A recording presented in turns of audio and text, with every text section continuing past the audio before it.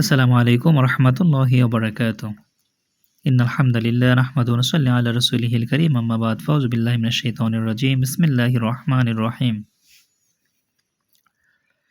সম্মানিত দর্শক, আল্লাহ তাআলার কাছে অসংখ্য শুকরিয়া যে মহান রব্বুল আলামিন আমাদেরকে মুসলমান বানিয়েছেন এবং দ্বীনের পথে যেন আমরা চলতে পারি, আল্লাহ যেন সেই তৌফিক আমাদেরকে দান করেন। সম্মানিত দর্শক, আপনাদের গাছে অতিরিক্ত ফল হবে। গাছে যে সমস্ত গাছে ফল হচ্ছে না অথবা কম ফল হচ্ছে, আজকের আমলটি করলে ইনশাআল্লাহ আপনাদের ওই গাছের ফল বেড়ে যাবে, ইনশাআল্লাহ বরকত আসবে এবং যে গাছে ফল হচ্ছে না সেই গাছে অবশ্যই ফল ধরবে। আল্লাহ তাআলা একটি গুণবাচক নাম দেখতে পাচ্ছেন স্ক্রিনে, ইয়া রহিম। আল্লাহর যে ৯৯টি নাম রয়েছে তার ভিতরে একটি নাম হচ্ছে ইয়া রহিম। আল্লাহ পাক রব্বুল আলামিন অত্যন্ত দয়াশীল, মেহেরবান তিনি। এই নামটি হচ্ছে তার একটি আলামত। এই নামের অর্থ হচ্ছে দয়াময়, হে মেহেরবান, ইয়া রহিম।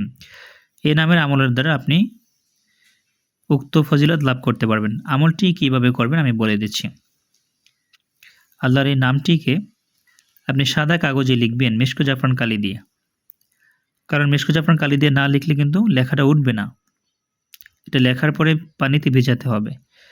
ইয়া রহিম এই নামটি আপনি অধিক সংখ্যায় লিখবেন, ৭ বার, ১১ বার অথবা ২১ বার মিশক জাফরান কালি দিয়ে লিখে ওইটাকে ভিজিয়ে রাখবেন একটা বোতলের ভিতরে অথবা গ্লাসের পানিতে।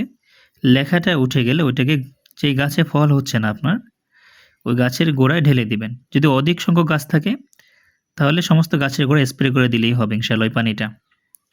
এভাবে যদি আপনি ৭ দিন অথবা ১১ দিন ইয়া রহিম নামটি লিখে মিশক জাফরান কালি দিয়ে লিখে সেটাকে ভিজিয়ে ধুয়ে সেই পানিটা যদি গাছের গোড়ায় দিতে পারেন ৭ দিন অথবা ১১ দিন, ইনশাআল্লাহ আপনার গাছে অত্যাধিক পরিমাণে ফল আসবে এবং আল্লাহ তাআলা অবশ্যই আপনার গাছে ফলে বরকত দান করবেন ইনশাআল্লাহ। এবং যে গাছে ফল হচ্ছে না সেই গাছে দিলে অবশ্যই অতি শীঘ্রই ওই গাছে ফল আসবে ইনশাআল্লাহ। আমলটা অত্যন্ত কার্যকরী এবং পরীক্ষিত আমল।